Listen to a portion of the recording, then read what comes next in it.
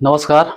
आज के वीडियो में हम समझेंगे बीजीय व्यंजक के बारे में कि बीजीय व्यंजक किस प्रकार से बनते हैं, बीजीय व्यंजक के पद और उनके गुणनखंड, गुणांक, इसके अलावा बीजीय व्यंजक के एक समान पद, एक पदी, बहुपद, एक पदीय व्यंजक, एक पदीय, द्विपदीय, त्रिपदीय व्यंजक के बारे में। तो इस प्रकार के सभी बीजीय व्यंजक के बारे में हम इस वीडियो में जानने का प्रयास करेंगे। तो आइए सबसे पहले जानते हैं कि बीजीय व्यंजक किस प्रकार से बनते हैं। बीजीय व्यंजक को बनाने के लिए हमें दो प्रकार की संख्याओं की आवश्यकता होती है। एक होता है रियल नंबर, जिसे हम कांस्टेंट नंबर कहते हैं या फिर नॉन वेरिएबल नंबर कहते हैं। दूसरा होता है चर संख्या, जिसे हम वेरिएबल कहते हैं। तो देखिए, सबसे पहले समझ लेते हैं कि चर संख्या क्या है और अचर संख्या क्या है। ठीक है ना। तो ये है चर संख्या और ये है अचर संख्या। इसमें हम दोनों संख्याओं को समझने का प्रयास करते हैं, जैसे कि एल हो गया, एम, एन से लेके एक्स, वाई और जेड तक के, ये सभी अक्षरों को हम चर संख्या के रूप में प्रयोग करते हैं। लेकिन अचर संख्या में जितने भी रियल नंबर होते हैं उन सभी संख्याओं को या वास्तविक संख्याओं को जो है हम इस अचर संख्या में प्रयोग करते हैं। ठीक है ना। अब चर संख्या में क्या है, इसका नाम जो है इंग्लिश में चर संख्या को हम वेरिएबल कहते हैं, वेरिएबल कहते हैं। वेरिएबल का मतलब होता है वेरी करना, अर्थात जिनके मान बदलते रहते हैं। ठीक है। और अचर संख्या को बोलते हैं नॉन वेरिएबल, यानी कि जिनके मान अपरिवर्तित रहते हैं। ठीक है। नॉन वेरिएबल मीन्स होता है रियल नंबर भी कह सकते हैं या फिर कांस्टेंट नंबर भी कहते हैं। ठीक। रियल नंबर में आ जाएंगी प्राकृत संख्या, पूर्ण संख्या, पूर्णांक संख्या, परिमेय संख्या और इसके अलावा अपरिमेय संख्या। इन सभी संख्याओं के बारे में आपको अच्छे से जानकारी होगी, क्योंकि आपने जो है आगे के वीडियो में इनको समझने का प्रयास किया था या समझा था। नहीं भी देखे हो तो देख लीजिए। अब देखते हैं कि ये जो रियल नंबर है इस पे कौन सी संख्याएं आएंगी, जैसे कि ऋण 3 है या धन का 2 है या फिर कर्णी 2 है या फिर 3/2 है। इस प्रकार की संख्याएं आएंगी, परिमेय या परिमेय वगैरह। ठीक है ना। और इसमें तो वेरिएबल में यही लिखा ही गया।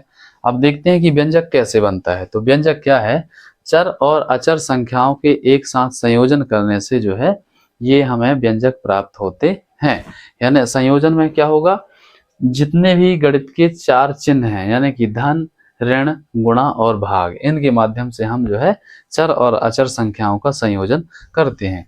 जैसे देखो, ये व्यंजक बनाने का प्रयास करते हैं। तो सबसे पहले हम देखते हैं कि 3 धन x लिखेंगे।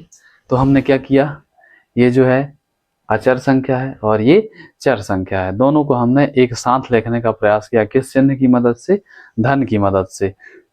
तो ये जो हमें लिखने के बाद प्राप्त होता है चर और अचर को एक साथ, ये कहलाता है व्यंजक। तो ये हमने धन के साथ में लिखा, इसी को हम ऋण के भी साथ में लिख सकते हैं कि जैसे y ऋण 2 हमने लिखा, तो ये भी बीजीय व्यंजक है। इसमें भी हमने चर और अचर का संयोजन किया, यानी एक साथ लिखने का प्रयास किया ऋण चिन्ह के साथ में। अब हम देखते हैं कि जैसे कि लिखा है 2z। ठीक है ना। तो देखिए 2 का गुणा z के साथ में है, यानी गुणा का संबंध है। तो ये क्या है, अचर संख्या और ये चर संख्या, दोनों को एक साथ लिखा है, तो ये भी एक क्या कहलाएगा, व्यंजक। फिर इसके बाद देखते हैं कि जैसे ये लिखा है y/4। ठीक ना। तो ये भी एक क्या कहलाएगा, व्यंजक कहलाएगा, क्योंकि इसमें जो है y/4, मतलब y में हमने जो है 4 का भाग दिया है। तो जोड़, घटाना, गुणा और भाग, चारों चिन्हों के साथ में हमने बीजीय व्यंजक बनाने का प्रयास किया। अब ये बीजीय व्यंजक कैसे बनते हैं, क्यों बनते हैं, इसके लिए जो है अच्छे से अगर समझने का प्रयास आप करेंगे तो इसके पहले जो है हमने एक बीजगणित से संबंधित वीडियो बनाया है, जो कि कक्षा 7वीं में बीजगणित को समझाने का प्रयास किया। उसमें ये चीजें अच्छे से और समझ में आ जाएंगी। उसके आगे हम जो है इस वीडियो को बना रहे हैं जिसका नाम है बीजीय व्यंजक। तो इसमें हम यही देखना चाहते हैं कि बीजीय व्यंजक बनते कैसे हैं। तो बीजीय व्यंजक चर और अचर संख्याओं के एक साथ संयोजन करने से बनते हैं, जो कि हमने ये 4 बीजीय व्यंजक बनाने का प्रयास किया। अब ये बीजीय व्यंजक कितने प्रकार के होते हैं ये भी समझ लीजिए। तो देखिए, व्यंजक जो है मुख्यतः 2 प्रकार के होते हैं। ठीक है ना। कौन कौन से, एक है इक्वेशन यानी कि समीकरण, और दूसरा है पॉलिनोमाइल्स यानी कि बहुपद। ठीक है। अच्छा, ये जो व्यंजक है इसको इंग्लिश में एक्सप्रेशंस भी कहते हैं, ठीक है ना। तो ये दो प्रकार के होते हैं, समीकरण और बहुपद। इनमें सिर्फ एक ही अंतर है कि समीकरण और बहुपद को पहचानना आसान हो जाएगा। देखिए, जब कोई भी व्यंजक, जैसे मैंने यहाँ पे लिखा, जैसे कि मैंने यहाँ व्यंजक लिखा है 3x² धन 2, ठीक है ना। तो ये क्या है, अभी व्यंजक है, इसको हम कुछ भी नहीं बोल रहे हैं ना, ये समीकरण है ना ही बहुपद है। तो इसको समीकरण अगर बनाना है तो कैसे हो जाएगा, ये हो जाएगा 3x² धन 2 बराबर में 0। यानी कि अगर किसी भी बीजीय व्यंजक के दाएं साइड या बाएं साइड बराबर का चिन्ह लगा बस हो और उसके बाद कोई भी और दूसरी संख्या हो, चाहे शून्य भी लिखा क्यों ना हो, तो वो समीकरण बन जाता है, यानी कि इक्वेशन बन जाता है। और इसी बीजीय व्यंजक को बहुपद जब कहते हैं, जब इस बीजीय व्यंजक में दी हुई जो चर संख्या है, यानी कि x, y, z, l, m, n, o, p, q, r, s, t, इनकी घात कैसी हो, पूर्ण संख्या की हो या फिर धनात्मक पूर्णांक के रूप में लिखी हो। तो यहाँ पे हम बहुपद में लिख सकते हैं कि किसी भी व्यंजक की घात कैसी हो, पूर्ण संख्या हो तो वह व्यंजक बहुपद यानी कि पॉलिनोमाइल्स कहलाता है, ठीक है ना। तो इतनी सी बस सरल परिभाषा है। अब पूर्ण संख्या तो आप सबको पता होगी कि पूर्ण संख्या क्या है, 0, 1, 2, 3 से लेके धनात्मक इन्फिनिटी तक, ठीक। और अगर धनात्मक पूर्णांक की बात की जाए तो धनात्मक पूर्णांक भी यही संख्या है जो पूर्ण संख्या है, ठीक। तो ऐसे अपन को जो है इनको पहचानना है। अब यहाँ पे अपन आगे बढ़ते हैं, तो ये देखते हैं कि किसी भी बीजीय व्यंजक के पदों को कैसे पहचानेंगे, ठीक है ना। तो देखिए, जैसे लिखा हुआ है 3x² धन 2x और धन 1, या धन 1 की जगह यहाँ पे लिख देते हैं अपन ऋण 1, ठीक। तो इस व्यंजक को समझना है हमें कि इसमें पद कितने हैं। तो किसी भी बीजीय व्यंजक में एक से अधिक पदों को व्यक्त करने के लिए उनके बीच में धन का या ऋण का चिन्ह लगा होना आवश्यक होता है। अगर यहाँ पे लिखा है कि 3xyz, तो ये जो है सिर्फ एक ही पद कहलाएगा, भले इसमें 4 अंक लिखे हुए हैं, यानी 1, 2, 3, 4। हाँ, इसके गुणनखंड अगर निकालने की बात की जाए तो इसके गुणनखंड कौन कौन से होंगे, 3 अलग है, x अलग है, y अलग है और z अलग है। यानी 3 भी इस दिए हुए बीजीय व्यंजक का गुणनखंड है, x भी इसका गुणनखंड है, इसी प्रकार से y और z भी इसके गुणनखंड है, ठीक है ना। लेकिन अगर पद की बात करना है तो पद में क्या होता है, एक पद ये लेते हैं, इसका गुणनखंड देखते हैं, और एक दूसरा पद ये लेते हैं, इसका भी गुणनखंड देखते हैं। तो देखिए 3 का गुणनखंड क्या क्या है, ये 3x² का गुणनखंड क्या है, 3 है, और ये जो x² है मतलब x और x है ना। तो इसके गुणनखंड कितने हैं, 3x। इसी प्रकार से ये जो 2x है इसके गुणनखंड क्या है, 2 है और x है। तो देखो इसके गुणनखंड से अलग अलग हैं कि नहीं है, ठीक है ना। मोटे तौर पे अगर कहा जाए तो यहाँ पे 3x² लिखा हुआ है और यहाँ पे 2x बस लिखा है, यानी 2 और x है, यहाँ पे 3 और x² है। तो इसके गुणनखंड से अलग है। इसी प्रकार से ये जो है एक अपने आप में स्वयं एक संख्या है, तो इसके गुणनखंड की बात ही अलग है, ठीक। तो हम कह सकते हैं कि ये पद अलग है, ये पद अलग है और ये पद अलग है। तो इस बीजीय व्यंजक को देखने से हमें कितने पद मिलते हैं, 1, 2 और 3। और ये जो बीजीय व्यंजक है इसमें कितने पद हैं, तो ये इसमें सभी में आपस में गुणा है, इसलिए ये जो है सब मिलके एक पद बनाते हैं। तो ये एक पदीय बीजीय व्यंजक है। अगर द्विपदीय व्यंजक की बात की जाए तो जैसे ये लिखा है 3x धन 4, ठीक। तो देखो ये 3x जो है इसका गुणनखंड क्या है, 3 और x है, 4 अकेले है, तो इसमें कितने गुणनखंड हो गए, 1 और 2, ठीक। इसमें दो पद हो गए, इसमें एक पद हो गया और इसमें 3 पद हो गए। इसी प्रकार से और अधिक पदों वाले भी अपन बीजीय व्यंजक ज्ञात कर सकते हैं। जैसे कि लिखा हुआ है 3x की घात 3 धन 2x की घात 2 धन 4x और धन 5। अब इस बीजीय व्यंजक में भी देख लेते हैं कि सबके गुणनखंड अलग अलग हैं कि नहीं। तो इसमें देखो x की घात 3 है, इसमें x की घात 2 है, इसमें x की घात 1 है, इसमें x है ही नहीं, मतलब इसमें x की घात 0 है। तो सभी के जो है पद अलग अलग हैं। तो इसके कितने पद हो गए, 1 2 3 4, सबके गुणनखंड अलग अलग हैं तो पद भी अलग अलग हैं। इनके चिन्ह जो है इनको अलग अलग करते हैं, गुणनखंड से चेक कर लेते हैं कि किसी भी बीजीय व्यंजक में पद की संख्या कितनी है। तो किसी भी बीजीय व्यंजक में गुणनखंड तो आसानी से समझ गए होंगे, अगर नहीं समझे तो फिर से समझ लीजिए। जैसे लिखा हुआ है ये 5x की घात 3 धन 2x, ये लिखा हुआ है। अब इसमें इस बीजीय व्यंजक में सिर्फ दो पद हैं, एक पद ये है, दूसरा पद ये है, ठीक है ना। तो इस बीजीय व्यंजक में दोनों पदों के अपन गुणनखंड निकालने का प्रयास करते हैं। ये लिखा हुआ है 5x की घात 3 और ये दूसरा पद क्या है, 2x की घात 1 या कुछ भी नहीं। अब इसमें देखते हैं कि ये 5x की घात 3 के गुणनखंड क्या होंगे।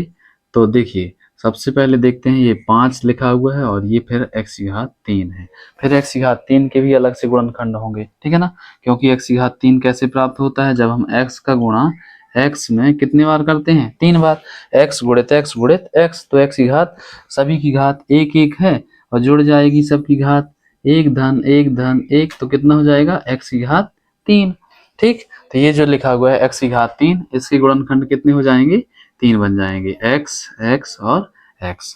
मतलब ये 5x की घात 3 के गुणनखंड कौन कौन से हो जाएंगे, 5 हो जाएगा, x हो जाएगा, x हो जाएगा और x हो जाएगा। ये 5x की घात 3 के गुणनखंड बन जाएंगे। इसी प्रकार से ये जो 2x लिखा हुआ है इसके गुणनखंड क्या होंगे, तो ये 2 होगा और ये x होगा, ठीक है ना। तो इसके 2x के गुणनखंड कौन कौन से हो जाएंगे, 2 और x, ठीक है ना। तो देखते हैं कि इसके गुणनखंड कितने हैं, 5x x x, और इसके गुणनखंड कितने हैं, 2x। मतलब ये दोनों पद अलग हैं, ये भी पद अलग है, ये भी पद अलग है। तो इस दिए हुए बीजीय व्यंजक में कितने पद हो गए, 1 और 2। इसको हम ऐसा चेक कर लेते हैं गुणनखंड के माध्यम से। और गुणनखंड भी किसी भी बहुपद किसी भी बीजीय व्यंजक के निकालते अपन से इस प्रकार से बन जाएगा। जैसे अगर तुमसे पूछें कि 3y की घात 2, अब इसके गुणनखंड बताओ, तो कैसे बताओगे, बताओ जरा। एक 3 है और एक ये y स्क्वायर है ना। अब y स्क्वायर के गुणनखंड अलग से निकाल दीजिए, तो ये y और y, मतलब कि टोटल गुणनखंड कितने हो जाएंगे, 3y स्क्वायर के, 3y स्क्वायर के गुणनखंड हो जाएंगे 3y और y, ठीक है ना। इन सभी का गुणा करोगे तो ये मिल जाएगा। जैसे अगर तुमसे पूछते हैं कि 20 के गुणनखंड बताइए, तो 20 के गुणनखंड कौन कौन से होंगे, 1 20 20 है ना, 2 धाम 20, 4 पंचे 20, 5 चौके 20, 10 दूनी 20, ठीक है ना, और 20 एकम 20, ये सब गुणनखंड हो जाएंगे 20 के, हो जाएंगे कि ना हो जाएंगे। तो वैसे ही इसके हो गए ये गुणनखंड, ठीक है ना। तो ऐसे अपन किसी भी जो है बीजीय व्यंजक में दिए हुए पदों के गुणनखंड निकाल सकते हैं। पदों की संख्या ऐसे ज्ञात कर सकते हैं, 1 और ये 2, अलग अलग गुणनखंड है तो अलग अलग पद कहलाएंगे। धन की जगह ऋण भी हो सकता है, और यहाँ पे जो है ये एक ही पद कहलाएगा, क्योंकि 3 और y की स्क्वायर के बीच में क्या है, गुणा का संबंध, तो ये एक पद कहलाएगा, ठीक है। अब अपन इसमें देखते हैं गुणांक कि गुणांक क्या है। गुणांक को इंग्लिश में कोफिशिएंट कहते हैं। तो यहाँ पे जो चर संख्या है, चर संख्या क्या होती है, x y z l m n o p q r s t n। तो उस चर संख्या के साथ में जो अचर संख्या गुणा के रूप में लिखी होती है वो गुणांक कहलाती है। जैसे x की घात 3 के साथ में क्या है, 5 का गुणा है, ठीक है ना। तो ये 5 क्या कहलाएगा, x की घात 3 का गुणांक कहलाएगा 5। क्या कहलाएगा, x की घात 3 का गुणांक 5 कहलाएगा। इसी प्रकार से x का गुणांक क्या कहलाएगा, 2 कहलाएगा। ऐसे ही अगर यहाँ पे पूछा जाए कि y स्क्वायर का गुणांक बताइए, तो क्या होगा, यहाँ पे 3 होगा, ठीक है ना। अब अगर एक यहाँ पे मैं व्यंजक लिख रहा हूं, जैसे कि लिखा हुआ है ये 13z की घात 3 धन 2x स्क्वायर धन 3y, ठीक है ना। अब यहाँ पे तुमसे पूछ रहे हैं हम कि y का गुणांक बताइए, तो y के साथ में जो संख्या गुणा के रूप में लिखी है वही इसका गुणांक कहलाएगी, ठीक। तो y का गुणांक क्या है, 3। इसी प्रकार से x स्क्वायर का गुणांक क्या है, 2। इसी प्रकार से z की घात 3 का गुणांक क्या है, 13, ठीक। तो ये गुणांक अपन आराम से देख सकते हैं, किसी भी बीजीय व्यंजक में जिस दी हुई पद का गुणांक पूछेगा उसमें अपन बता देंगे, ठीक। अब यहाँ पे देखना है ये भी कि ये जो बीजीय व्यंजक है इसकी घात कितनी है। तो सबसे बड़ी घात बताना है। जैसे यहाँ पे y की घात कुछ भी नहीं, मतलब 1 है, यहाँ पे x की घात 2 है, यहाँ पे z की घात 3 है, तो जो सबसे बड़ी घात होगी वही इस व्यंजक की घात होगी, ठीक है ना। तो सबसे बड़ी घात जो है क्या है, 3 है, तो इस व्यंजक की घात कितनी होगी, 3 हो जाएगी, ठीक है ना। पद कितने हो जाएंगे, 1 2 3, ठीक है, और गुणांक तो निकाल दे बना ही गया, ठीक है ना। इसी प्रकार से अगर कोई और व्यंजक जैसे लिखा है 15x की घात 10 धन 13x। अब इस बीजीय व्यंजक की घात बताइए कितनी है, कितनी है, हाँ हाँ, सबसे बड़ी घात को बताना है। इस दी हुई बीजीय व्यंजक में जो सबसे बड़ी घात होगी वही जो है इस व्यंजक की घात कहलाएगी, ठीक है ना। और यही नियम कहाँ भी लगेगा, जो व्यंजक होगा वो व्यंजक के दो और प्रकार होते हैं, कौन कौन से होते हैं, समीकरण और बहुपद। तो जैसे व्यंजक में अपन घात बता रहे हैं, वैसे व्यंजक उसमें समीकरण में भी बताना है कि दिया हुआ समीकरण कितनी घात का है, दिया हुआ समीकरण बहुपद कितनी घात का है, ठीक है ना। तो ऐसा, तो व्यंजक इसमें क्या हो गया, गुणांक हो गया, घात हो गया, और इसके अलावा पद भी हो गया, ठीक है ना, और इनके गुणनखंड भी हो गए ना। अब देखो, किसी भी बीजीय व्यंजक में समान पद और असमान पदों को पहचानना है। कैसे पहचानते हैं, तो देखो जैसे यहाँ पे लिखा है 17x की घात 5 धन 2x धन 3z धन 4x और धन 1, ठीक है ना। अब इस बीजीय व्यंजक में तुमसे पूछा जाए अगर कि कितने पद हैं और इसमें समान पद कितने हैं, तो देख लीजिए कि इनके गुणनखंड क्या है। जिस भी बीजीय व्यंजक में गुणनखंड करने के बाद अगर उनमें चर संख्या एक जैसी होती है, तो एक जैसी अगर चर संख्या है तो अपन कह सकते हैं कि वो समान पद है, ठीक है ना। तो इसकी गुणनखंड निकालोगे तो 17x की घात 5 निकल रहा है, लेकिन यहाँ पे 2x की घात 1 और यहाँ पे लिखा है 4x की घात 1, ये दोनों की घात एक जैसी मिल रही ना, और चर संख्या भी x है, यहाँ भी x है, लेकिन इसमें चर संख्या अलग है, ठीक है ना। तो ये वाले जो हैं इसके गुणनखंड क्या मिल रहे हैं, 2 और x, यहाँ पे इसके गुणनखंड क्या मिल रहे हैं, 4 और x, ठीक है ना। तो यहाँ पे जो चर संख्या है वही चर संख्या यहाँ पे है, ठीक है ना। तो क्या हो जाएगा, 2x और 4x ये एक साथ हो जाएंगे क्योंकि ये समान पद कहलाएंगे, ठीक है ना। तो इसको हम संतुलित करके लिखते हैं। अभी कितने पद इसमें देखने में लग रहा है, लगभग 1 2 3 4 5 पद लग रहे हैं, लेकिन इसको संतुलित करते हैं तो क्या हो जाएगा, 17x की घात 5 धन 2x और ये 4x को भी यहीं पे लिख देंगे, तो 4x धन 3z और धन 1। इस व्यंजक में ये 2x और 4x क्या है, ये समान पद हैं, क्योंकि यहाँ पे जो चर संख्या है दोनों में एक जैसी है और उनकी घात भी एक जैसी है, ठीक है ना। इसकी घात 1 है, इसकी भी घात 1 है। अगर इनकी घात 2 होती है, इसकी भी घात 2 होती तो ये भी समान होती, क्योंकि दोनों की एक जैसी घात है। तो अब ये क्या हो जाएंगे, 17x की घात 5 धन 2x और 4x कितना हो जाएगा, 6x और धन 3z और धन 1। तो ये समान पद हो गए, ठीक है ना। समान पदों को अपन ने एक साथ जोड़ के लिख दिया, तो कितने अब टोटल इस व्यंजक में पद हो गए, 1 2 3 4। अभी कितने थे, 5 थे, है ना, अब कितने हो गए, 4 हो गए, ठीक है ना। तो इस प्रकार से समान पदों को पहचानना है। और देख लीजिए जैसे कि 13xyz धन 3x स्क्वायर धन 3x की घात 5 धन 2x स्क्वायर धन 1। अब इसमें समान पदों को छांटिए कौन से हैं, तो देखिए एक्स स्क्वायर इसमें भी है, एक्स स्क्वायर इसमें भी है, मतलब ये क्या हो जाएंगे, समान पद हो जाएंगे। इनकी घात को देखना है और तुरंत बता देना है। और ये भी देखना है कि जैसे यहाँ पे लिखा है ना, ये z लिखा है, यहाँ पे मान लो कि हमने x की घात 5 लिया है, तो ये जो है घात अलग है, अपन को सेम घात वाले लेना है, x की घात 2 और x की घात 2। तो ये दोनों क्या हो जाएंगे, समान पद हो जाएंगे। ये असमान पद है क्योंकि इसकी घात ज्यादा है, ठीक है ना। तो इनको सरल करके लिखोगे अगर, तो 13xyz और धन 3x स्क्वायर धन 2x स्क्वायर और धन 3x की घात 5 और धन 1, ठीक है ना। तो ये 2x स्क्वायर 3x स्क्वायर एक जैसे हैं, समान पद है, इसलिए इनको सरल करके कैसे लिखोगे, 13xyz धन 3x स्क्वायर और 2x स्क्वायर कितना हो जाएगा, 5x स्क्वायर धन ये क्या है, 3x की घात 5 3x की घात 5 और धन 1, ठीक है ना। अब कितने हो गए इस व्यंजक में पद, 1 2 3 4, ठीक है ना। तो ये समान पदों को अपन पहचानना सीख लिए। उनकी घात देखना है, चर संख्या देखना है। अगर एक जैसी चर संख्या है, उनकी घात भी एक जैसी है, तो वो समान पद कहलाएंगे। ठीक है ना, गुणनखंड करके देख लीजिए। फिर इसके बाद देखते हैं कि किसी भी बीजीय व्यंजक में एक पदी है कि द्विपदी है कि त्रिपदी है या बहुपदी है, कैसे पहचानते हैं।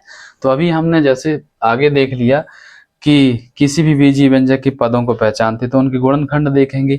इसका गुणनखंड क्या है 13xyz, इसका गुणनखंड क्या है 5x की घात 2, और इसका गुणनखंड कितना है 3x की घात 5, और यहाँ पे सिर्फ लिखा है 1। ठीक है ना, तो इसके भी गुणनखंड अलग हैं, इसके भी गुणनखंड अलग हैं, इसके भी गुणनखंड अलग हैं। तो टोटल कितने पद हो जाएंगे 1 2 3 4। ठीक है ना, यहाँ धन की जगह ऋण भी हो सकता है। ठीक है, समझ में आई बात ना। हाँ, तो ऐसे पहचानना है। अब एक पदी व्यंजक कैसे होता है, तो देखो जैसे ये लिखा है 3x, ये एक पदी व्यंजक है, इसकी घात भी कितनी है 1 है। यहाँ पे एक पदी व्यंजक में ऐसा भी हो सकता है 10x की घात 15, ये भी एक पदी व्यंजक है।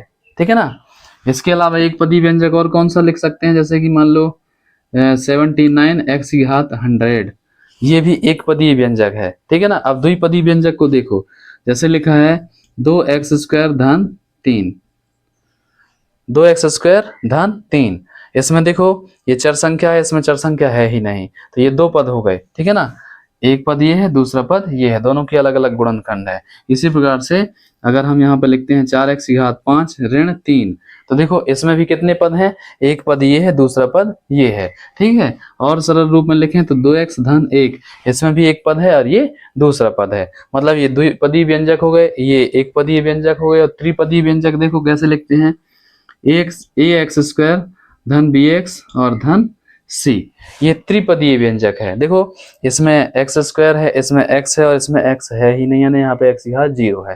तो इसमें टोटल कितने पद हो गए 3 पद हो गए, 1 2 3। ठीक है ना, तो एक पदी द्विपदी त्रिपदी चतुर्थपदी इस प्रकार के व्यंजक की पहचान करते बनना चाहिए। बन जाएगा ना आसानी से। इनकी घात भी देख के बता देना है कि सबसे बड़ी घात क्या है। जैसे इस वाले व्यंजक में कितनी घात है, ये 2 है। हाँ, इस वाले व्यंजक में कितनी घात है, हाँ इस वाले व्यंजक में घात कितनी है 1 है, यहाँ कुछ नहीं है मतलब इसी घात 1 है। अब इस वाले व्यंजक में घात कितनी है, हाँ इस वाले व्यंजक में घात कितनी है 15, बिल्कुल सही। इसमें कितनी है 1 है। तो बिल्कुल अब क्लियर हो गया, मतलब बीजीय व्यंजक को आसानी से आप समझ सकते हो। और बीजीय व्यंजक तो अपन ने बता ही दिया है कि जो व्यंजक है कितने प्रकार से अपन को मिलेगा आगे पढ़ने के लिए। एक होगा समीकरण, तो ऐसा बीजीय व्यंजक जिसमें कि इक्वल का साइन रहेगा, जैसे लिखा है 2x धन 1 बराबर में 0, तो ये बन गया समीकरण। ये अभी था क्या व्यंजक, बराबर लग गया 0 लिख गया, तो ये क्या बन गया समीकरण। ठीक है ना, और इसी में जो है बहुपद कैसे बनेगा, यहाँ पे जो x की घात है, x की घात क्या होना चाहिए पूर्णांक होना चाहिए, ये धनात्मक पूर्णांक या फिर पूर्ण संख्या। अगर इसमें लिख दें अपन ये बहुपद है, ठीक है ना, बहुपद है, तो कैसा होना चाहिए, उसकी घात यहाँ पे जो x है, x की घात क्या हो 0 हो 1 हो 2 हो 3 हो, यानी कोई भी पूर्ण संख्या हो या फिर धनात्मक पूर्णांक हो, तो वो बहुपद कहलाएगा। और अगर ऐसा लिख दें कि जैसे 2x की घात करनी 3 और धन 1, तो ये क्या बहुपद कहलाएगा, नहीं कहलाएगा, क्योंकि ये जो है √3 दिया है, यानी ये अपरिमेय संख्या है, यानी ये पूर्ण संख्या नहीं है, ना ही धनात्मक पूर्णांक संख्या, इसलिए ये बहुपद नहीं है। ये बीजीय व्यंजक है लेकिन बहुपद नहीं है। तो यहाँ पे करनी 3 की जगह क्या होना चाहिए, कोई भी धनात्मक पूर्णांक संख्या या फिर पूर्ण संख्या होना चाहिए, तभी वो बहुपद कहलाएगा। और बाकी इनका स्पेशली तरीके से आगे की वीडियो में जो सेपरेटली बहुपद होगा या फिर समीकरण होगा उसमें समझने को मिलेगा। ठीक, धन्यवाद।